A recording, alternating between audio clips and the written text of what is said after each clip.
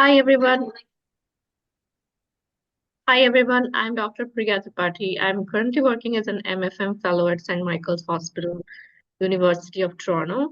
And good happy New Year to everyone. So we're gonna discuss the topic cardiac diseases and pregnancy.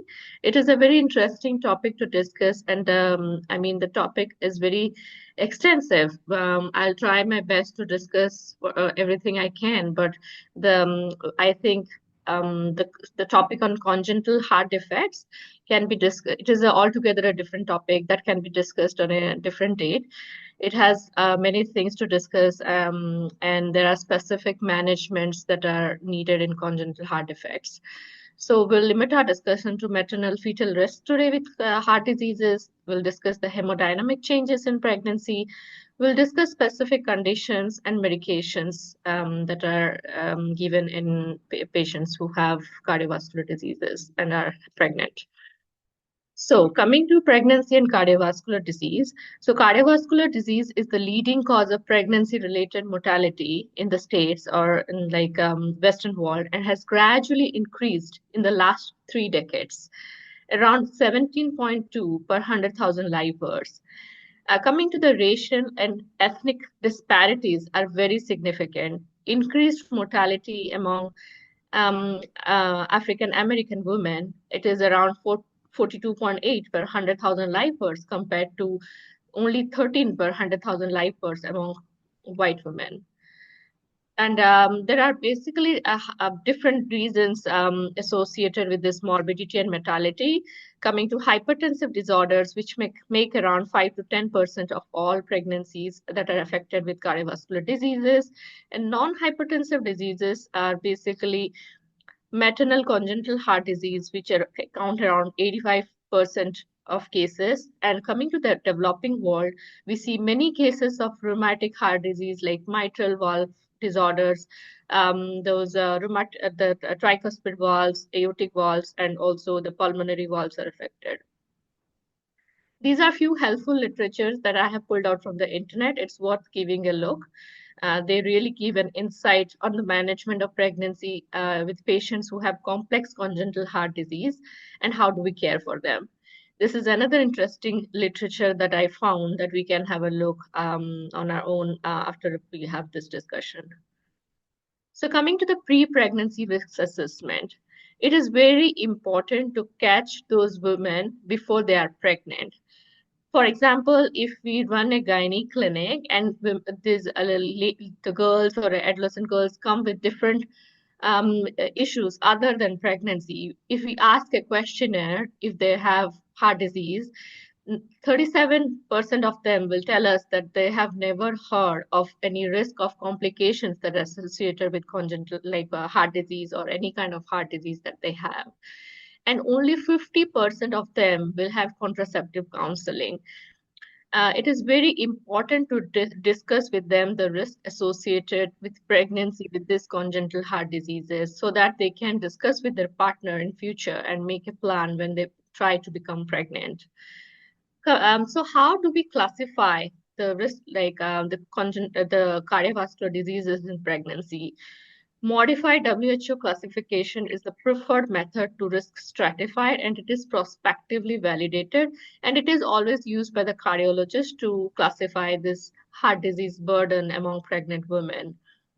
And the factors that are known to increase the risk of adverse pregnancy outcomes with women with cardiovascular diseases are basically women who had a prior history of a cardiovascular event, any history of arrhythmia, prior heart failure, poor functional class cyanosis, anticoagulation, and women who have mechanical valves. There is always a risk associated with cardiovascular diseases in pregnancy. However, there are certain diseases, like cardiovascular diseases, where the risk is even higher.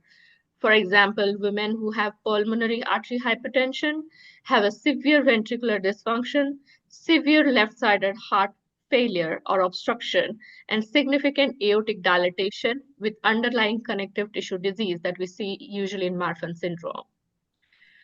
So we need a multidisciplinary team when it comes to management of cardiovascular diseases in pregnancy. The team usually consists of an obstetrician, and a maternal fetal medicine specialist. Also, we work with a cardiologist for their care. Sometimes women who have congenital heart diseases or certain diseases that always have a risk of passing it to the offspring, we have a genetist in our team who can really counsel them regarding those conditions. We always need a high risk anesthesiologist who can provide them the care they need during their delivery time and postpartum. We need pharmacist and nurse, of course. They need a lot of preconceptional counseling, as we know, and it includes a thorough history taking, their medical chart review, going through investigations, and providing them tailored care plan. It is very important to include a birth plan in the chart when we provide them care. Throughout their pregnancy, we do certain investigations, we monitor their blood pressure and other vitals. Sometimes we put them on Holter monitoring if it is needed. And we kind of make a plan how to deliver them. Are they safe enough to have a vaginal delivery, or they should need a C-section for some obstetric reason or some condition that really interferes with their second stage pushing. They need a peripartum cardiac monitoring as well. Coming to the NYHA classification that we obstetrician usually do, and we always follow that. I'm sure the anesthesiologist also follow this NYHA classification. It basically has 4 classes, starting from class 1 to class 4. Class 1 is uncompromised, and class 4 is severely compromised, where they cannot perform any physical activity, and they always have a symptom of angina or cardiac insufficiency even at rest. However, class 2 is slight limitation, and class 3 is marked limitation. So the severity increases as we move upwards. This is a WHO modified classification that I was talking about. It shows us the maternal cardiovascular risk associated with this cardiovascular conditions in pregnancy.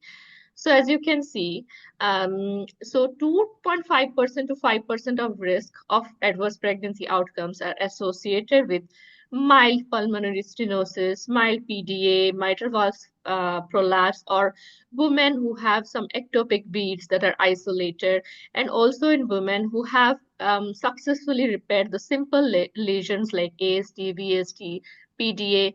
The risk is very low. It is around 5%, and there is no detectable increase in maternal morbidity or mortality. Coming to the next category, which is category 2, where there is around 10% increase, like a small increase in maternal mortality and morbidity. It is usually associated with cardiovascular diseases like an unoperated VSD, ASD, or a repaired tetralogy followed, and most arrhythmias carry a risk of 10%. Coming to category risk 3, where there is a moderate increase in mortality, it is around 19% when it comes to hypertrophic cardiomyopathy or a left ventricular impairment that is mild in category. It includes the native or the tissue valvular diseases, not the prosthetic ones, the native ones, and Marfan syndrome without any aortic dilatation, or if there is an aortic dilatation, it should be less than 45 mm in case of bicuspid aortic aortopathy. However, the risk increases significantly to 30% if there is a mechanical valve, or there is a Fontan circulation, or there is an unrepaired cyanotic heart disease, or there is an aortic dilatation of around 40 to 45 millimeter in Marfan syndrome, or an aortic dilatation of 45 to 50 millimeter in bicuspid aortic valve. In category 4, which is the extremely high risk category, where the risk of maternal morbidity and mortality reaches up to 100%, we usually see in cases in which women have pulmonary arterial hypertension and severe LV dysfunction, where the left ventricle ejection fraction is less than 30%. Women with history of peripartum cardiomyopathy, severe mitral stenosis, aortic dilatation of more than 45 millimeter in Marfan syndrome, aortic dilatation of more than 50 millimeter in bicuspid aortic valvopathy. And if there is a severe coarctation of aorta. Coming to the risk estimation, see, time is everything. We have to catch them in the pre-pregnancy counseling time, if not, at least in the early pregnancy.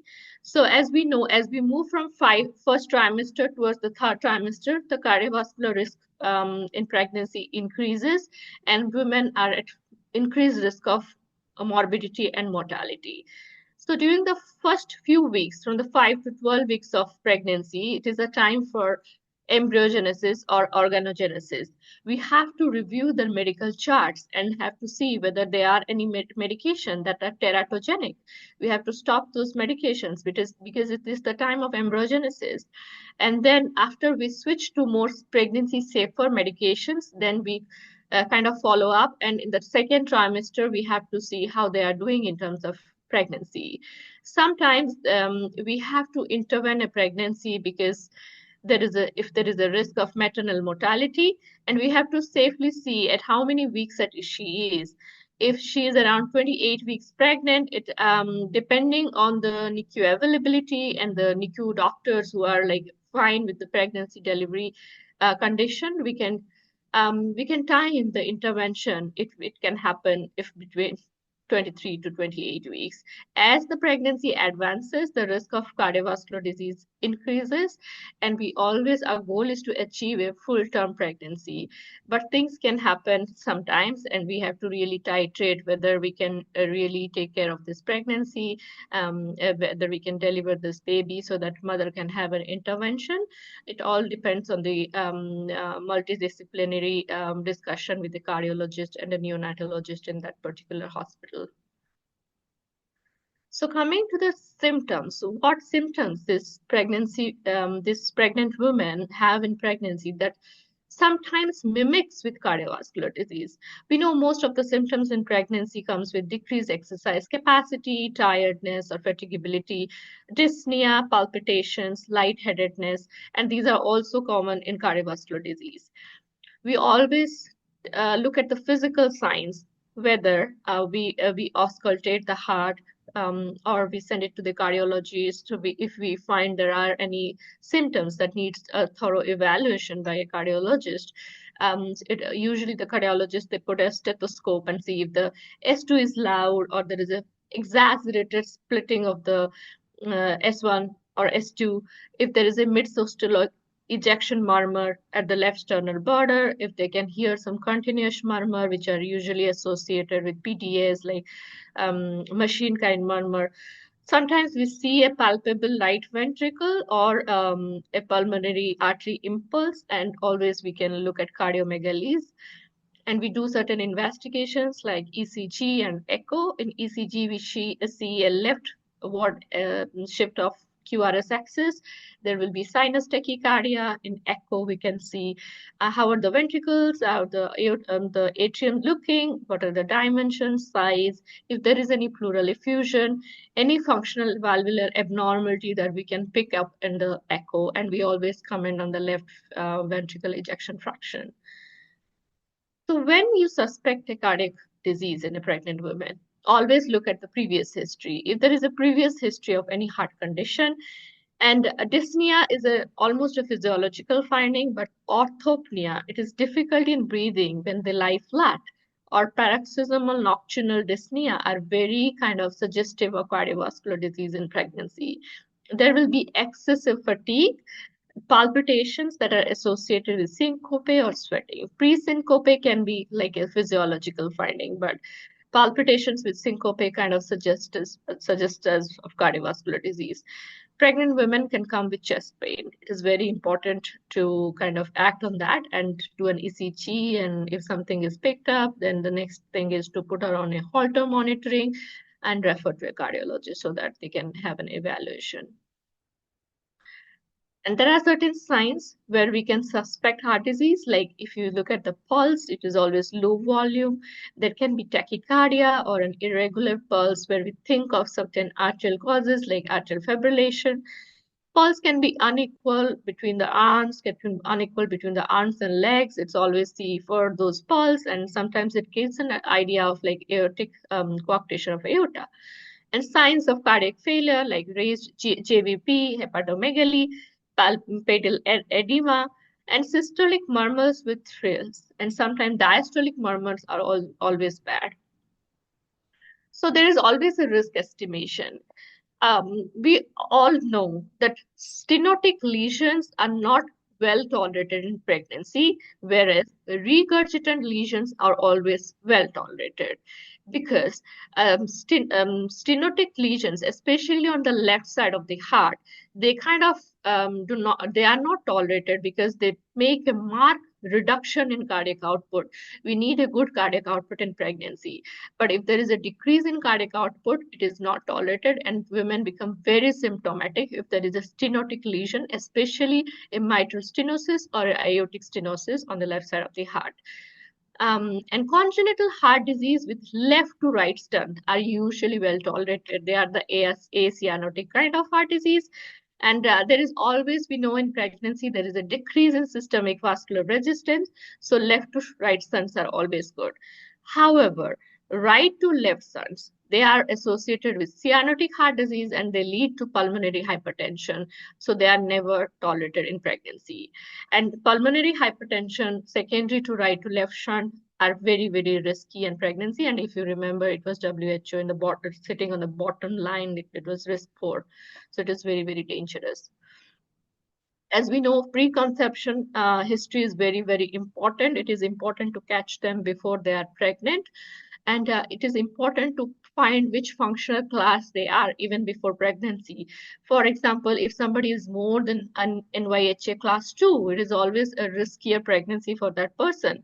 If there is a left heart obstruction, for example, there is a significant mitral valve stenosis, or aortic stenosis, or the peak left ventricle outflow tract gradient, which is basically kind of related to the ejection fraction, is low, then it is always a dangerous thing. Any kind of heart disease where there is an ejection fraction of less than 40% is not well tolerated in pregnancy. So coming to the physiological changes in pregnancy, so we all know that blood volume increases in pregnancy and reaches around 40% in the peak 32 weeks of pregnancy. Always there is an increase in plasma volume and there is a red cell mass increase. So there is always a physiological anemia in pregnancy. There is always decrease in albumin to oncotic pressure because of this physiological anemia. There is cardiac output that is increased around 50%. It is more increased after 20 days, and usually women become more symptomatic after 20 days. There is increase in heart rate around 20 beats per minute, and it peaks around second trimester. There is always a decrease in systemic venous resistance, which is always a good thing. And that leads to vascular remodeling and kind of helps us coping with those symptoms in pregnancy. That there is physiologic hyperventilation. So the tidal volume increases by 40%. And coming to labor, in labor, the blood pressure increases with contraction. So it is very important to help those women with anxiety and relieving their pain. And there is increase in preload during contraction. And we know uterus expels around 400 mils of blood into the central venous circulation with each contraction. And labor always induces increase in CO2 expulsion, and maternal position always modulates hemodynamics. That's why we don't advise them to lie on the back for a long period of time. In second stage of labor, there is always a reflex valsalva, which decreases cardiac output. So sometimes, if we want to cut short the second stage of labor, we apply a vacuum or a forceps instrument if that's feasible, just to cut short the second stage of labor, because second stage of labor is the maximum maternal expulsive effort, where it puts a lot of pressure on the fragile aorta, pulmonary hypertension, and if there is a significant mitral stenosis or aortic stenosis, that's going to be a problem. And postpartum is as important as the antepartum, even more important, I would say, because there is increase in preload from the inferior vena cava, and that is from the contracted uterus. The uterus really shrinks and expels all the blood out into the systemic circulation, which indirectly increases the preload. And the venous return to the heart is also high. So we can see that the blood pressure remains elevated for the few days and the cardiac output increases significantly postpartum. So we have already discussed this. When a woman comes to our clinic for the first visit, we have to carefully see and take a good history, evaluate their medical condition and the cardiac condition. We have to assign a NYHA criteria for them. And for example, if somebody is having a risk more than 2 for NYHA class 2, we have to refer them for cardiologist, and also the cardiologist can run certain tests, like the basic ones are ECG and echo. And every woman who comes to the triage or the clinic with dyspnea, it's always important to assess the classification based on NYHA and document any prior cardiac events like heart failure, TIA, stroke. It is important to assess other conditions that are contributing to the bad outcomes of cardiovascular diseases like anemia, thyrotoxicosis, hypertension. It is important to review the charts. What medications are they taking? Can we switch to better medications? Can we switch to pregnancy safer medications? It is very important to have a thorough chart review. And it is important to identify whether there is any arrhythmia or not. Examination is mostly done by the cardiologist, but however, we can contribute by looking for any murmur during auscultations and assess signs for heart failure like pedal edema, any palpable systolic thrill, any cardiac like hepatomegaly, and we can do an ECG at our level. And the echo is done, and the cardiologist usually look for the valve area, the gradients across the valves, and the diameter of the ascending aorta, and the ejection fraction. There are certain conditions which are very not safe for pregnancy, and sometimes women are offered termination. For example, if there is an Eisenmenger syndrome where there is a significant pulmonary hypertension, it is not safe to become like pregnant and continue the pregnancy. That's why pre-pregnancy counseling is very, very important. Sometimes Marfan syndrome with significant aortic root dilatation. It is very, very risky. And Eisenmenger is similar to severe pulmonary hypertension. It's very unsafe. A coarctation of aorta of any severe degree and any severe aortic or mitral stenotic lesions, it's extremely important because the cardiac output really matters in pregnancy, and it is important to provide them thorough counseling if they're pregnant with a severe aortic valve. And a severe left ventricular dysfunction with ejection fraction of less than 40%. It's quite dangerous. And if they have metallic prosthetic valves with some complications like infective endocarditis, you have to talk to them about the expected pregnancy outcomes. Coming to our women who are mildly symptomatic for cardiovascular diseases in pregnancy. For example, they are NYHA class 1 or 2. We have to ask them to limit the strenuous exercises, provide them adequate rest, provide them the iron vitamins so that we don't put them at a risk of developing anemia. Like anemia in pregnancy always has an adverse association with cardiovascular diseases. We have to advise them adequate rest. We have to switch them to a low salt diet, and we have to put um, strict monitoring in their pregnancy, like working with a cardiologist. We have to conduct regular cardiac and obstetrical evaluations to monitor the pregnancy. It is very important to see whether they have anemia, any associated thyroid conditions, hyperthermia, any risk of infections, and also arrhythmias. Sometimes the NYHA class 3 or 4, we are severe dyspneic women, even dyspnea at rest or mild activities. You have to advise them for hospitalization to bed rest sometimes if they cannot tolerate the symptoms.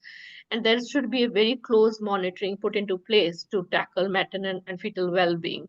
Sometimes we do cardiac interventions or surgeries in pregnancy if they have severe complications, and sometimes, unfortunately, we offer them termination. And we have to always look for any precipitating factors if they have that are contributing to their adverse symptoms like infection, thyroid conditions, anemia, and arrhythmias. Coming to arrhythmias in pregnancy. So, increased arrhythmia burden is always there in pregnancy because we have a complex hemodynamic, hormonal, and autonomic changes in pregnancy. And as we see, supraventricular tachyarrhythmias, in particular, atrial fibrillation, is very commonly seen, and it is usually associated with thyroid dysfunction and sometimes can be associated with the PE. Ventricular arrhythmias are really rare without any congenital heart disease, like structural heart disease. And sometimes we offer medical therapies like low effective doses to tackle with those arrhythmias.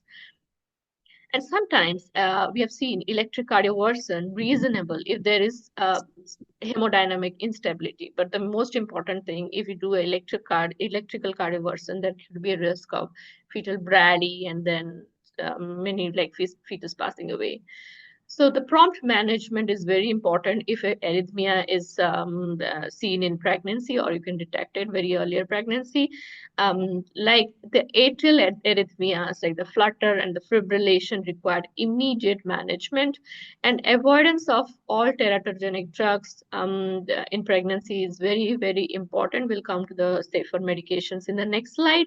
And the preferred drugs are always digoxin, beta blockers, and adenosine. So this is a slide which shows the pregnancy and the breastfeeding safe medications. The green ones are the very safe ones, and the blue ones are the conflicting data ones, and the red ones are contraindicated ones. The yellow are the limited options that we have. So if you can see, digoxin and lidocaine are very safe in pregnancy as well as breastfeeding. Even digoxin can be used for fetal treatment as well. So it is a wonderful drug. And the adenosine and propranolol or beta blocker like metoprolol, propranolol can be given to these pregnant women. However, we don't know the safety in breastfeeding. The rest all are not safe enough. Optimal timing is very important for any kind of intervention that we are planning in pregnancy. Usually, the second trimester is considered the safe for intervention to minimize risk to mother and fetus. But it is very important to talk to the neonatologist in that hospital if we are planning a second trimester intervention, because babies are still small and there is a small chance that if babies are born, can we put them in the NICU and help and offer them resuscitation. It is very important to have that clear conversation with the neonatologist involving the patient and the cardiologist. We usually prefer balloon valvotomies due to their minimal invasive nature and lower associated risk. Sometimes we do open heart surgeries, but there is always an increased risk of fetal loss and fetal malformation if we do in the first trimester. And if we do in the next second trimester, third trimester, there is always a risk of preterm labor. So we have to kind of weigh what we want to do. And it is very important with women who have prosthetic valves. So mechanical valves, we know that require anticoagulation throughout pregnancy to prevent thromboembolism.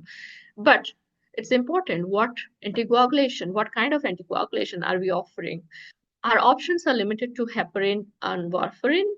We know that heparin may reduce the risk of complications, but increase the risk of maternal thromboembolism if not adequately monitored. So in that case, we usually prefer warfarin because it is very effective for prevention of thrombosis. And we can really see with the INR levels, like what we are doing with the thromboembolism. But we know that warfarin is not safe for the fetus. Like it has a risk of doing problems during early embryogenesis and sometimes fetal loss in the first trimester. So the usually what we follow is that we can administer warfarin throughout pregnancy, but substitute with heparin during the peak teratogenic time, which is from 6 to 12 weeks of gestation. And then we can continue with warfarin till 36 weeks. However, before labor, which is very important. We switch from warfarin to heparin 2 weeks before labor to reduce the risk of bleeding during labor and delivery. So heparin, when you give somebody heparin, it should be discontinued at least 12 hours before the induction of labor or delivery. And if necessary, heparin effects can be reversed using protamine. For example, somebody comes with a precipitous labor and is having a baby in next few hours, you can always give them protamine if there is a there is a high level of heparin in their body. And postpartum, we can resume heparin 6 to 12 hours postpartum, depending on the clinical context and bleeding. Heparin never crosses placenta. It has no teratogenic effect because it is a bigger molecule. However, there is always a risk of thrombocytopenia, osteoporosis if given for longer time. There is a risk of developing hematoma and sometimes moderate maternal mortality risk because it doesn't provide the adequate thrombolysis. It should it doesn't make the blood more thinner than warfarin, so it has a risk of thromboembolism. So you usually give them low molecular heparin, like 1 milligram per kg body weight is the usual thing, but it can be discussed with the cardiologist, and they usually take care of the doses of low molecular heparin that we are giving. It is very safe, effective, but it is very expensive. The risk of first trimester is likelihood of sometimes it is associated with fetal loss, sometimes a low birth weight. The risk of thrombosis, as we discussed, is always there, and warfarin causes embryopathy that we know in 6.4% to 7% of fetus. But there is an interesting topic and interesting research actually done by the British Society of Hematologists.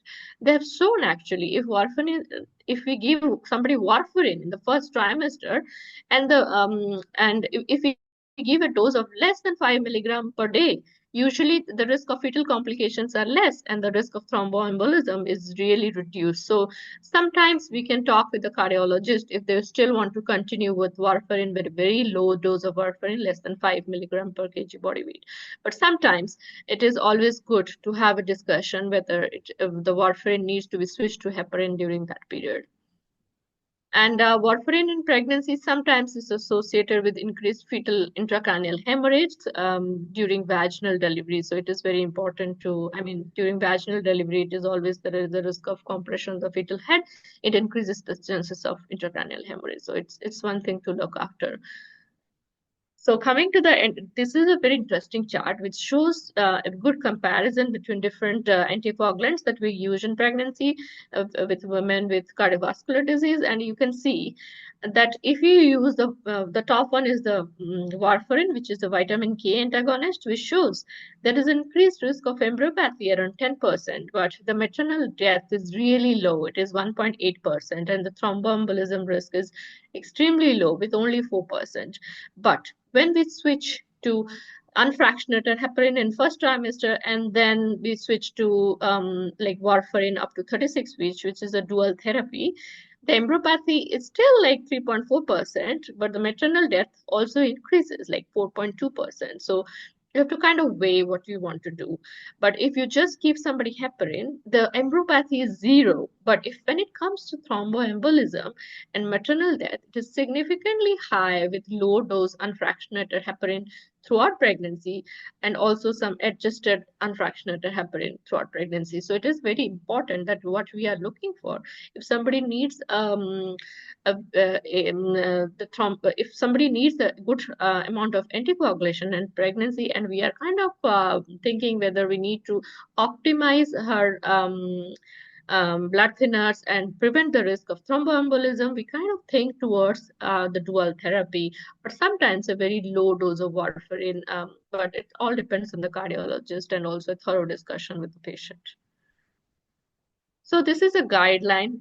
It is known as ESC guidelines for anticoagulation in pregnancy. In second and third trimester, warfarin is the anticoagulant of choice, of course, till 36 weeks. But first trimester, warfarin is favored if the dose is less than 5 milligram in 24 hours. So it is very important to consider. The mode of delivery.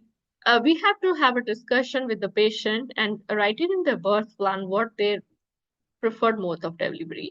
Of course, normal vaginal birth is the preferred method for many people, but it has to be offered if they are hemodynamically stable.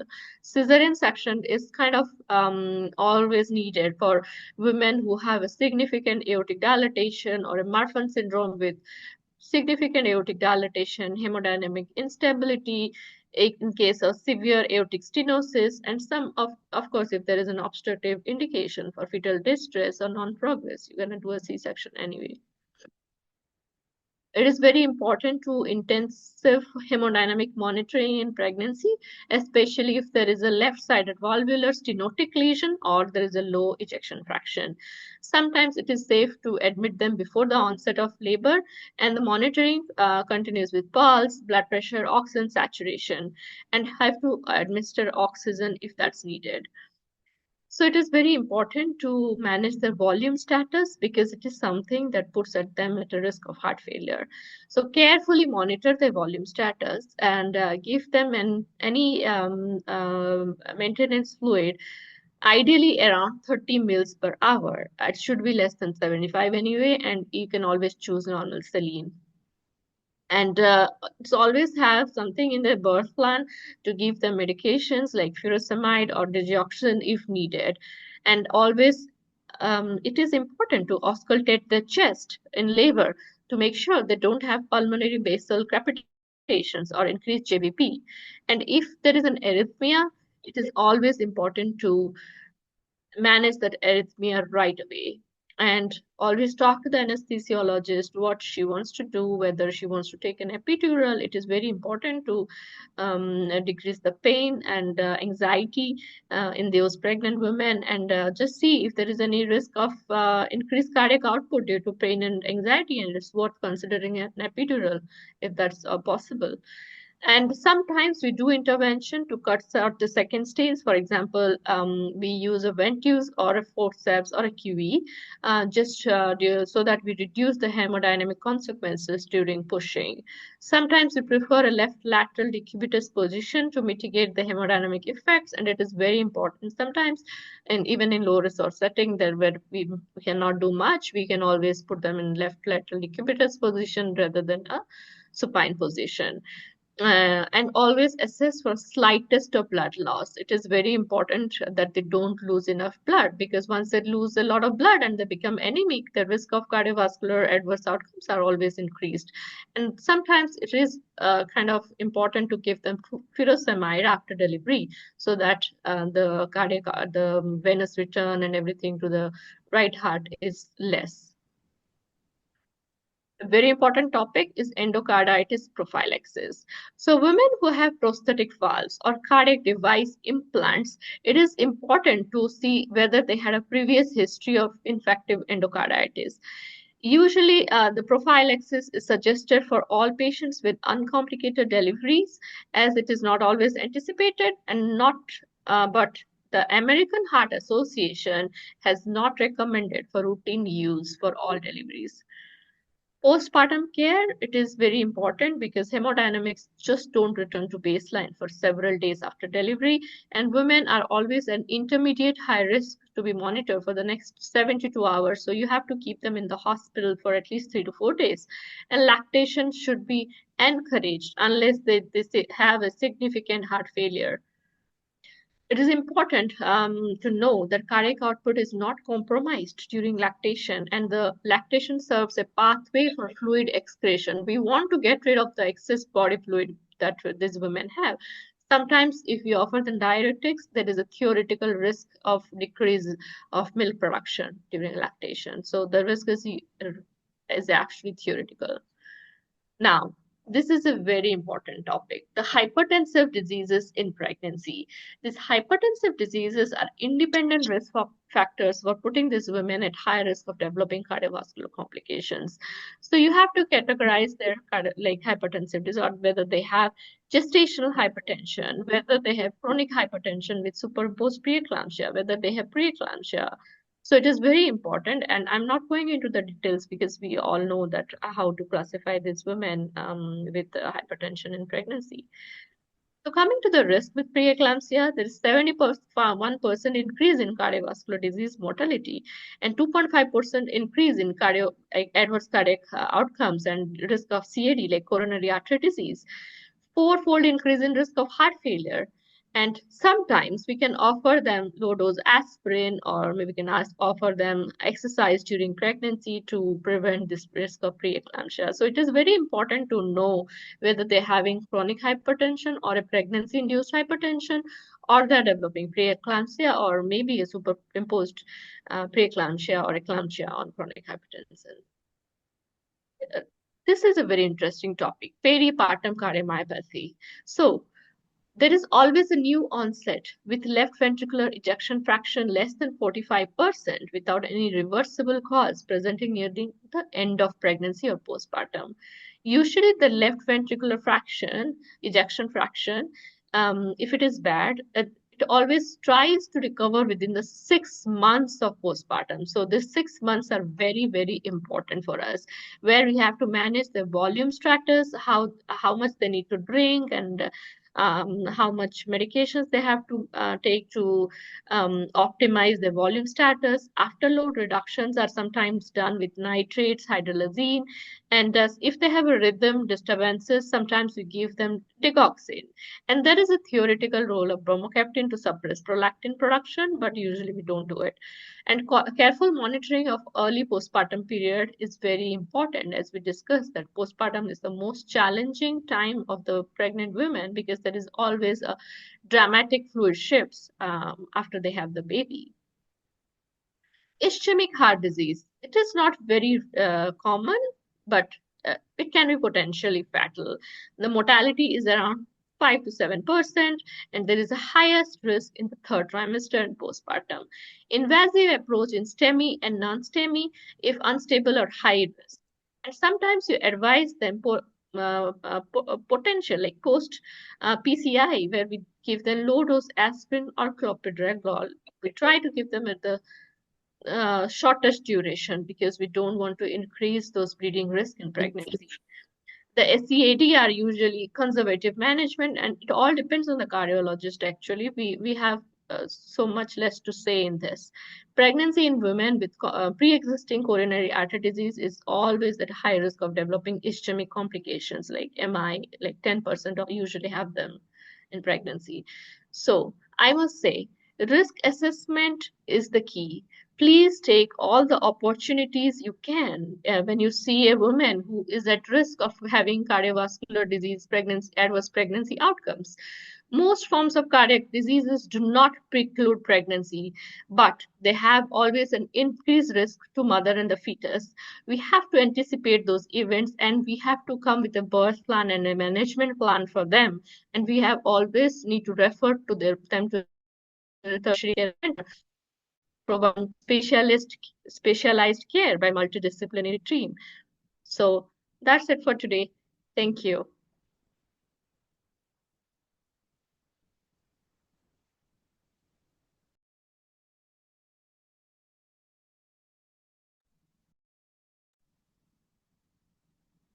If anybody has any questions, I'm happy to discuss.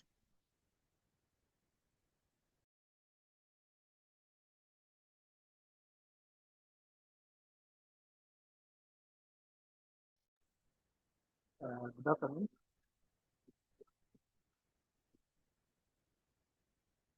Good afternoon. Yes, go on. Just say louder. Okay. So my question is a bit novel. The fetuses of mothers with congenital heart disease have a high risk for I have to adjust that mic. I cannot hear you properly. Sorry. The audio system, I think, is not working well.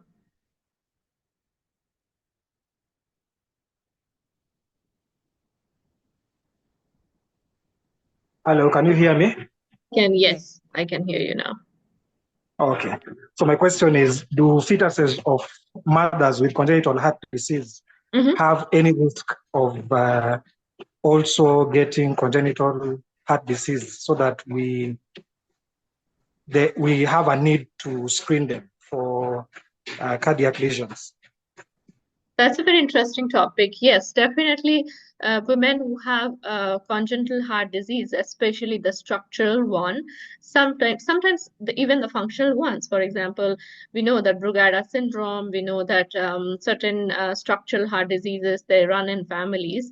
Sometimes they don't get expressed in the immediate family members, but somebody might have a background of genetic risk of carrying forward those genes that end up having babies with congenital heart disease. So it is always important to discuss with the geneticist if that kind of heart disease needs to be seen beforehand, and the geneticists are the best people who can offer them diagnosis and care. So yes, they definitely have a risk of developing congenital heart disease. Sometimes that's why we do fetal echoes, like at around 24 weeks of pregnancy, just to see if the baby is having any congenital heart disease of women who are already having that.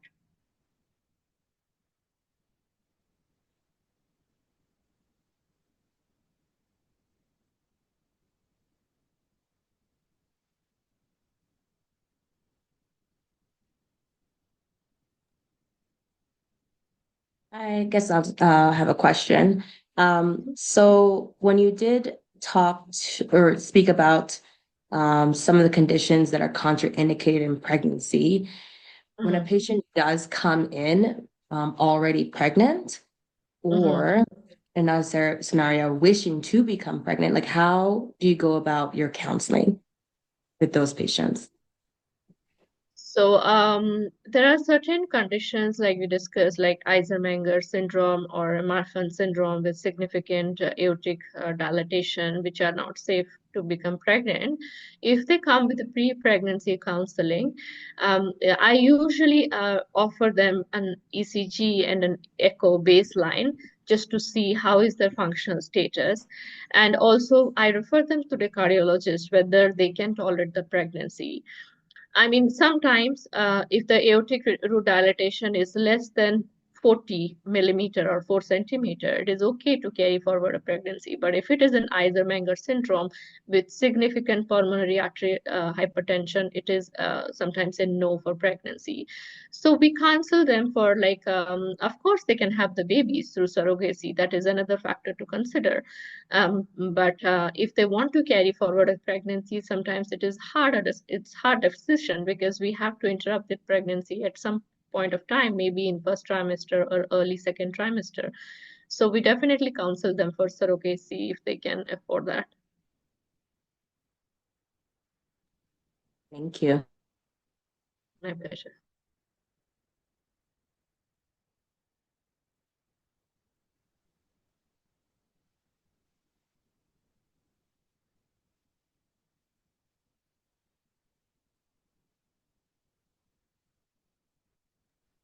Are there any other questions from the audience?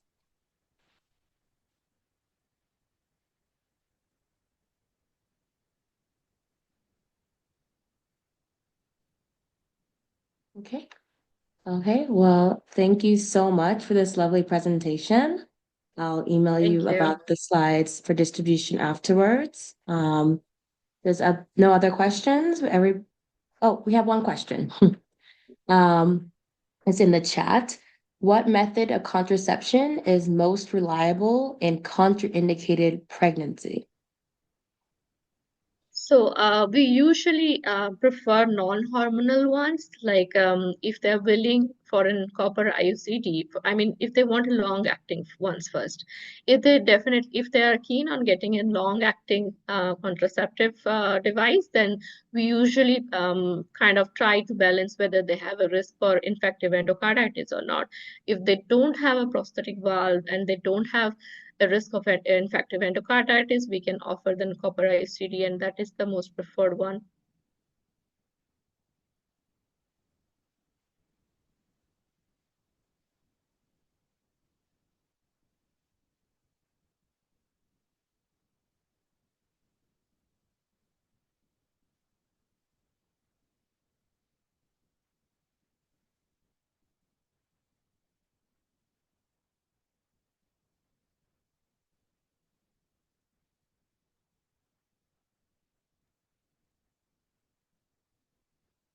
All right. Thank you all for joining us.